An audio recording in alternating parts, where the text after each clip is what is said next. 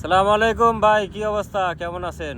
ওয়ালাইকুম আসসালাম ভাই, ভালো আছি ভাই আমরা তো বিদেশ বাড়ি ভাই, মেলা দিন হয়ে গেল, আমার তো মেলা দিন হয়ে গেল। তা আপনারা তো একটু নতুনই আছেন, কি অবস্থা মালয়েশিয়ার অবস্থা দেখেন? ভাই। আমাদের অবস্থা খুবই খারাপ ভাই, 2 বছর হয়ে গেছে। তো মেডিকেল করে আসলাম ওই বছরে, এই বছরে গিয়ে মেডিকেলের টাকা শোধ করে আসলাম, ভিসার টাকা শোধ করে আসলাম। এইবার আবার ভিসা লাগাবো ভাই, আবার বাড়ি থেকে টাকা নিয়েছি, আবার ভাই ভিসা লাগাইতে হয়েছি।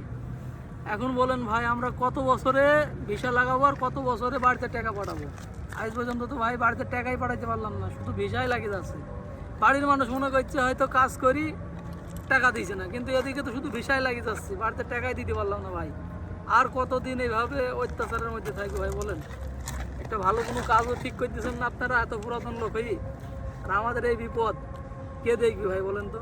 বাড়ির লোকও বোঝে না, আর কাজ করিও ভাই কোনো জায়গায় ভালো জায়গায় কাজ করি টাকা পাওয়া যায় না ভাই। হ্যাঁ ঠিক। এটা তো কেউ দেখে না। আচ্ছা বাতেন ভাইয়ের কি অবস্থা?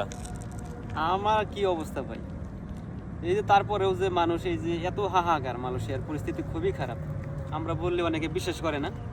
তো যারা নতুন আবার আসতে চাইতেছে, যদি দেওয়ালে পিঠ ঠিকা যায় যে না আমি দেশে থাকলে মারা পড়মু, দেশে থাকলে আমি বাঁচবো না, বিদেশ গেলে আমি বাঁচবো, তাহলে জানি আসে। অন্তত পক্ষে মালয়েশিয়ার অবস্থা ওই রকম ভালো না। যাক, সব মিলে ইনশাল্লাহ এখন বর্তমানে ভালোই আছেন। কৃষক আমার কাছে 2 মাস হলে আসলেন, জি ভাই, 3 মাসে আপনার কাছে এসে মেডিকেলটা করতে পারবো মনে হয়, আমার মনে হয়।